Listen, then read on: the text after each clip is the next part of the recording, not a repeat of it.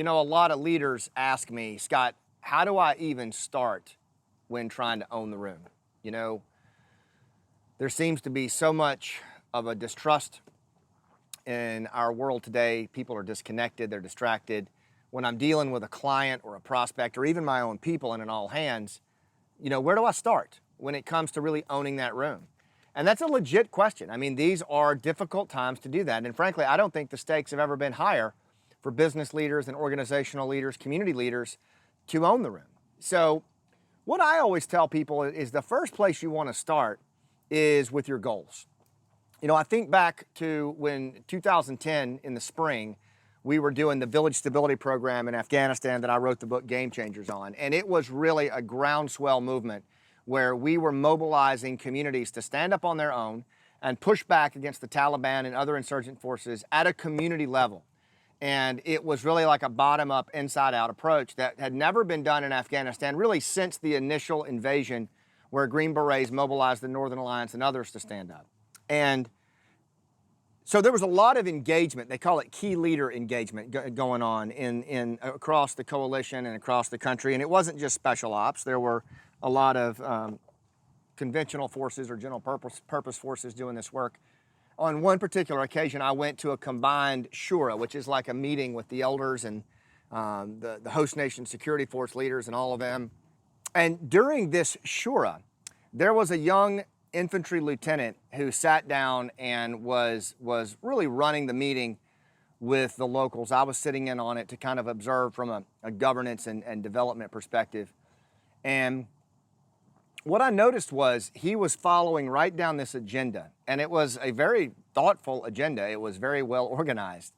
But the deeper he got into the agenda, the more he started talking, the more I started to notice that one by one, the elders were not only kind of checking out, they were starting to talk amongst themselves. They were starting to pretty much dismiss this young man as he covered what was some pretty important stuff.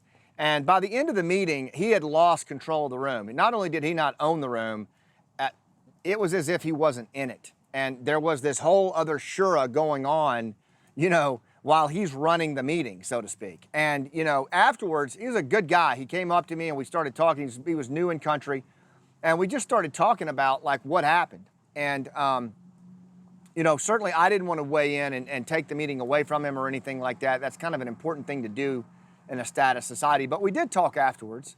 And I just gave him some observations that he had asked for. And one of the things that I told him right up front was, what were your goals in this meeting? And he read to me what they were. I mean, they were obviously around security. And then I said, okay, did you put that out there in the beginning? And he really didn't. He had an agenda that was kind of handed down to him. And then I said, what were their goals? What was the goal of the district governor? What was the goal of the other elders? And he really didn't know. And I stopped him and I said, look, what I've learned in this game is that goals are paramount to success. And in fact, you know, at that point, I had received some pretty significant training from a guy named Stuart Diamond, who is one of the best negotiators on the planet. He wrote the book, Getting More.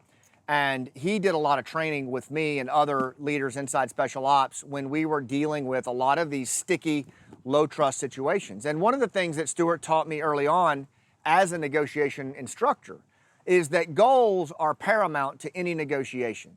So, you know, if you're sitting across from a client or a prospect or, you know, even your own people or your teenager, that's a negotiation. If two or more people are trying to meet their goals, that's a negotiation. And 9 times out of 10, we sit down in these situations and we don't know what our goals are, and we sure as hell don't know what the goals of the other party are. Here's what Stuart says at the early part of his book about goals. I just want to read you a little bit of it. He said, goals are paramount.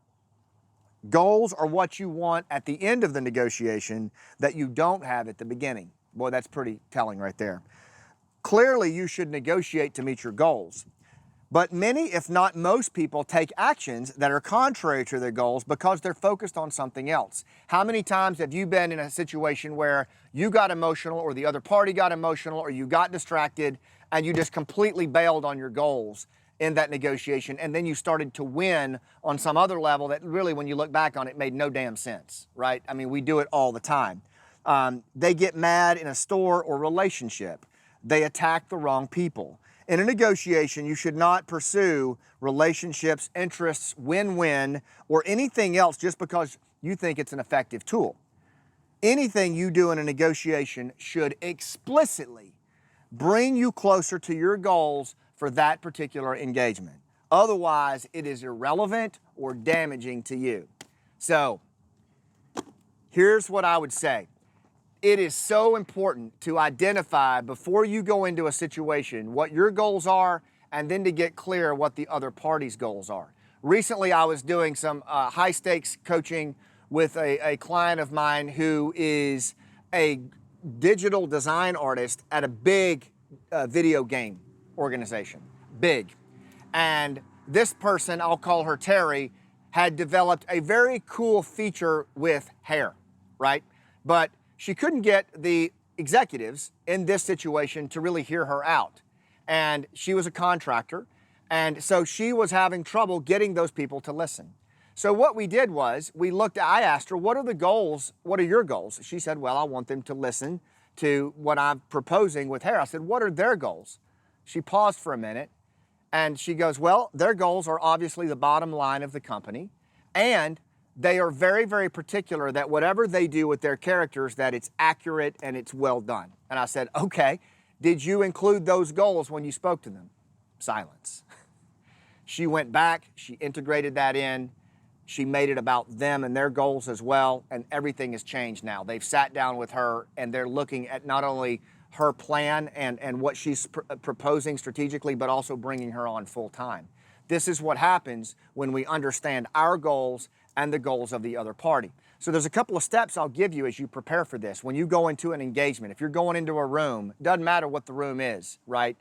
If it's a negotiation where your parties are trying to meet their goals, one is you need to assume on what their goal is. Make an assumption. Do your homework before the legwork. Read about this person, ask third parties, but really dig in and ask yourself, what do I think their goal is? And make an assumption. An assumption is necessary until we find facts. Then when you get in front of that person or those people, I want to start asking thoughtful, open-ended questions that allow me to confirm or deny that my assumption about their goal was right. In fact, you can flat out ask them, look, I don't feel comfortable moving forward in this situation until I'm crystal clear on what your goals are. Would that be okay? Guess what? People love that stuff. They love it when people ask what their goals are and insist on not moving forward until they know them. And that costs you nothing. Once you have clarity on their goals, I want you to restate it. I want you to write it down. Is it okay if I write this down? Because I don't ever want to forget this. Say that. Watch what happens in your negotiation. Then, and this is the key, you ask permission to give your goals. Would it be okay, now that I'm clear on your goals, if I told you what my goals are? They'll say yes, and then you state them. They're ready to listen, and now you're ready to have a conversation, a negotiation, an engagement around goals, and it will change everything. What do you think, Wes? Did that cover it? All right. So, one other thing. This is a bonus. In those situations where and that's going to help you on the room.